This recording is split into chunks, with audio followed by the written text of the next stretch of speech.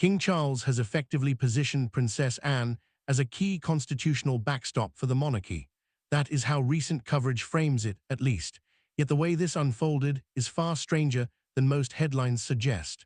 The palace quietly restructured the system years ago so that Anne could serve as the emergency support structure of the crown. A legal change in 2022 laid the groundwork. Only now, with the king's health challenges becoming more visible, has the real significance of that move started to sink in. When you compare the official statements with the actual timeline, the story does not line up with the sudden drama narrative many outlets prefer. This was never a flashy public announcement. It was a quiet legislative adjustment that most people barely noticed at the time. Until the king's condition made it relevant, it remained background noise. If you enjoy detailed royal analysis that digs past the surface headlines, hit subscribe right now. It helps the channel keep producing these pieces before the stories fully explode into wider coverage. Mainstream reporting often labels the development shocking. In reality, the legal foundation has been in place for years. Under the Councillors of State Act 2022, King Charles formally added Princess Anne and Prince Edward to the group of people authorized to act on his behalf during periods of illness or absence from the country. On the surface, it reads like routine administrative housekeeping. A headline about Councillors of State is easy to scroll past. Dig a little deeper, and the change is anything but ordinary.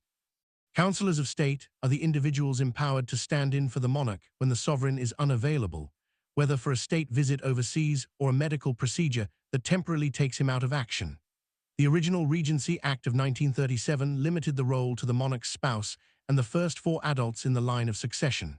After Charles became king, that list would have included Queen Camilla, Prince William, Prince Harry, Prince Andrew, and Princess Beatrice. 2 of those names no longer perform working royal duties, and Prince Andrew presents an ongoing constitutional complication the palace preferred to avoid. Parliament, therefore, passed the bill quickly to resolve an increasingly awkward legal situation. Here is the unusual part. Charles did not simply replace names on a list. He added a provision that Princess Anne and Prince Edward would remain councillors of state for the rest of their lives. That is a permanent appointment. Unlike Harry, Andrew, or Beatrice, who would eventually drop off the list as the line of succession moved forward, Anne and Edward are locked into the pool indefinitely. This was not a short-term patch. It was the king using legislation to signal clearly whom he trusts with the practical machinery of the crown. In day-to-day terms, the formal group of 7 narrows to 4 people most likely to be called upon: Queen Camilla, Prince William, Princess Anne, and Prince Edward. Camilla is the spouse. William is the heir. Anne stands out because she has no personal claim on the throne. She will never be queen. She is not married to the king. She is not raising the next generation of heirs. She is simply the royal who has spent 5 decades proving she will turn up and do the work without turning it into a personal drama. That is precisely the profile you want as a constitutional safety net, and the king clearly recognized it. To grasp why this matters, consider the red box. It looks like ordinary burgundy leather luggage, yet inside the British system it functions as the daily nerve center of state power. Senior civil servants and ministers prepare briefs, intelligence summaries, legislative orders, and state papers that require the monarch's attention. Those documents go into the red dispatch box and travel to the king. Even when he is abroad or managing health issues, the flow of boxes continues. The government does not pause. Councillors of state can handle specific functions, attending Privy Council meetings, signing routine documents, and receiving the credentials of new ambassadors. Princess Anne now holds the legal authority to perform all of those tasks. When the king is unavailable, she can participate in constitutional business and keep essential state functions moving. She can attend Privy Council sessions, receive ambassadors, and essentially keep the machinery running. That is not ceremonial pageantry. It is real executive capacity. Certain core powers remain exclusive to the king, his role across the other Commonwealth realms, the formal power to dissolve Parliament except under his direct instruction, the creation of peers, and the appointment of a prime minister. Beyond those reserved duties, the ordinary working of a constitutional monarchy can now be managed effectively by Princess Anne. That is a substantial amount of practical authority entrusted to someone who has spent half a century demonstrating she can carry it. And the timing is not accidental, it is cause and effect. Behind the palace walls, King Charles has been managing a health battle that has forced the institution to adapt. On 27 March, the palace announced that he had suffered an adverse reaction to routine cancer treatment and required a short hospital stay for observation. This was not an isolated episode. Since the cancer diagnosis became public in February 2024, the king has continued treatment while maintaining a demanding schedule of public duties. In 2025, he completed 535 engagements, the highest total since 2019, while undergoing weekly treatment. A monarch receiving active cancer care is someone who can become temporarily incapacitated with little warning. When that happens, the state cannot simply stop. The king continues to perform essential constitutional functions such as granting royal assent, appointing ministers, and holding his weekly audience with the Prime Minister. His reduced public visibility has already prompted other senior royals to increase their workload, including Princess Anne, Queen Camilla, Prince William, Prince Edward, and Sophie. Constitutional experts at the UCL Constitution Unit have discussed the possibility of a soft regency, in which core functions remain with the sovereign while many other responsibilities are delegated. Prince William is being carefully prepared for his own reign. That is where Anne becomes critical. She is experienced, constitutionally empowered, and free of personal ambition for the throne. The health pressures on the king have turned her elevated role from sensible to urgent. When the king was hospitalized in March 2025, Princess Anne visited him at Clarence House on 28 March. Reports indicate that afterwards she went straight to Buckingham Palace and led an investiture ceremony without taking a day off. That kind of reliability cannot be manufactured. The title Princess Royal itself carries centuries of history. It is granted by the reigning monarch to the sovereign's eldest daughter and is held for life. Anne, born 15 August 1950, is the second child of Queen Elizabeth II and Prince Philip. She supports more than 300 charities and has been president of Save the Children UK since 1970. The Queen conferred the Princess Royal title on her in 1987, only the seventh woman in British history to hold it. Combined with her lifetime Councillor of State status, the role gives her both formal standing and practical responsibilities that resemble those of a regent in waiting. Only the King, the Prince of Wales, and the Princess Royal can host investitures. Anne regularly steps in to perform that duty while the King manages his health and schedule. Many ceremonies now take place at Windsor Castle because of restoration work at Buckingham Palace, and Anne frequently presides. Presenting honours and representing the continuity of the crown is not symbolic. It is the active exercise of royal authority. Her track record explains the King's choice. Anne has long been recognized as one of the hardest-working members of the family. In 2023 and 2024, she topped the engagement tables with 433 and 457 appearances respectively. She routinely packs multiple events into a single day, travels internationally, and covers military, agricultural, charitable, and state occasions without complaint or heavy public relations packaging. By 2025, King Charles finally recorded a higher total, 50 more engagements, than Anne's 478, but she still increased her own workload by roughly 10% on the previous year. Royal biographer Dickie Arbiter has summed her up neatly. She simply gets on with it. In 2026, she continued the pattern, hosting the first investiture of the year at Windsor in January and returning to duty within 72 hours of her son Peter Phillips's wedding. The palace confirmed she conducted an investiture only 3 days later. That consistency is what makes her indispensable. Zoom out and the longer-term strategy becomes clearer.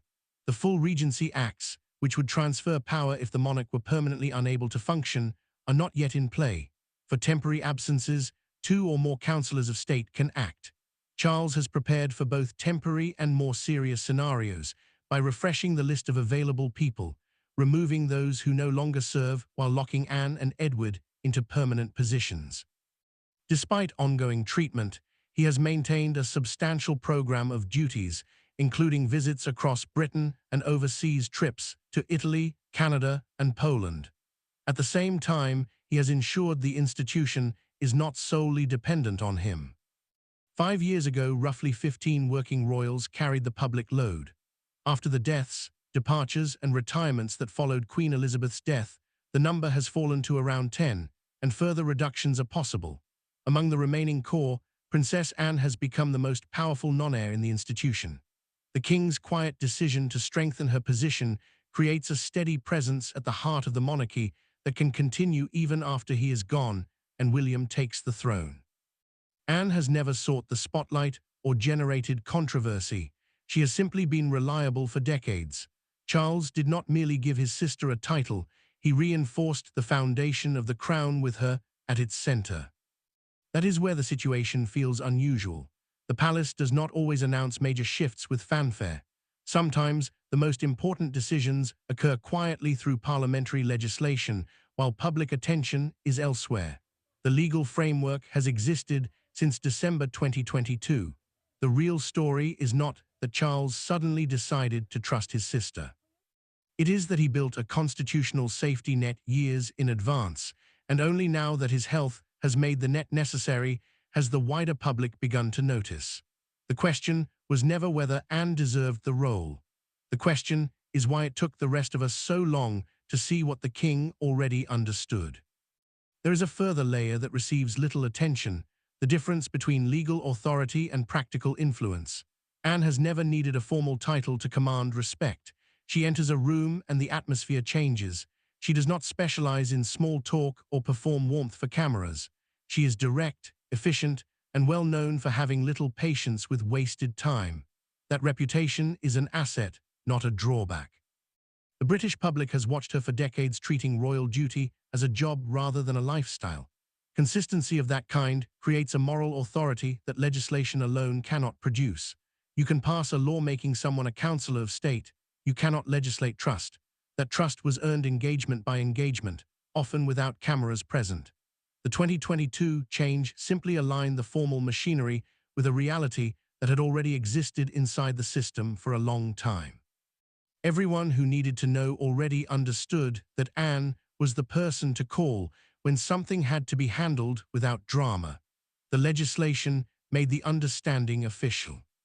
Look at the range of her patronages. She is not limited to ribbon cuttings.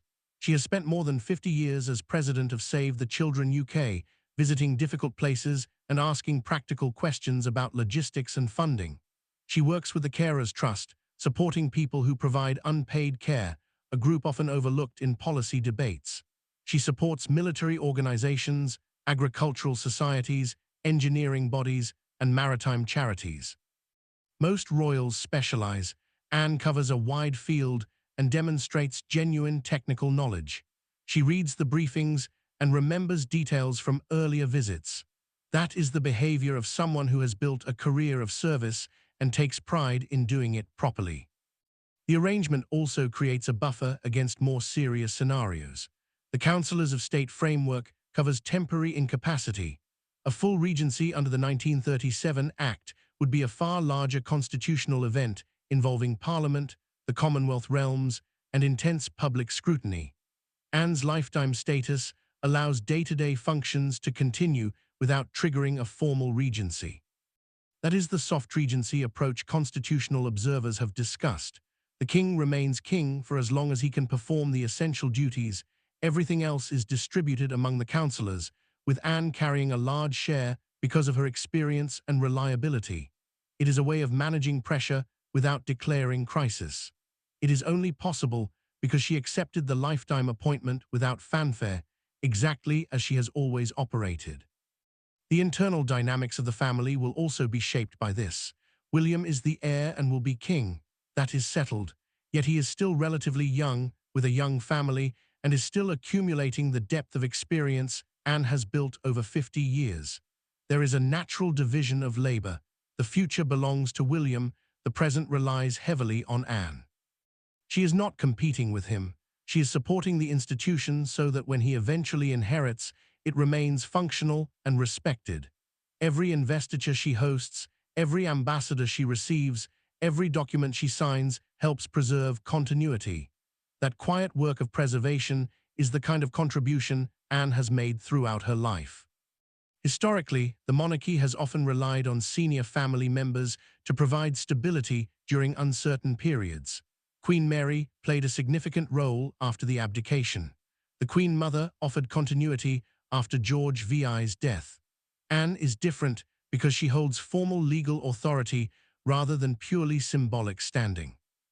A princess royal outside the direct line of succession, holding lifetime counselor of state status and functioning in practice as a regent-in-waiting, while the king manages cancer treatment and the heir prepares for the future. That combination is unprecedented. It arrived so quietly that many people still do not fully grasp its meaning. When headlines claim King Charles has just given Princess Anne a royal regent title, read them carefully. The legal authority is not new. What is new is the growing public recognition that the arrangement exists and matters. The palace prepared for this moment over years in the most understated British fashion. A legislative amendment few noticed, followed by steady implementation and a gradual increase in visible responsibilities that eventually made the new reality impossible to overlook. There was no balcony declaration or grand press conference. There was a bill, a signature, and a woman returning to work. King Charles did not suddenly decide to trust Princess Anne. He has trusted her for a long time. The rest of us are simply catching up. In an era when every royal action is scrutinized, every statement analyzed, and every appearance dissected, Anne has become the most powerful non-heir in the institution without ever chasing attention. She maintains no social media presence, gives few interviews, and cultivates no personal brand. She shows up, does the work, and goes home. After 50 years of that approach, she has earned something that cannot be bought, inherited, or simply legislated: absolute trust. The king knows it, the palace knows it, Parliament knows it, and the public is finally beginning to recognize it too. The so-called royal regent framing is ultimately just formal acknowledgement of a truth that has been visible for decades. Princess Anne has been the backbone of the working monarchy for a very long time. The only difference now is that the constitutional paperwork has caught up with reality. If this kind of clear-eyed look at how the monarchy actually operates is useful to you, make sure you are subscribed. We will keep tracking these developments as they unfold.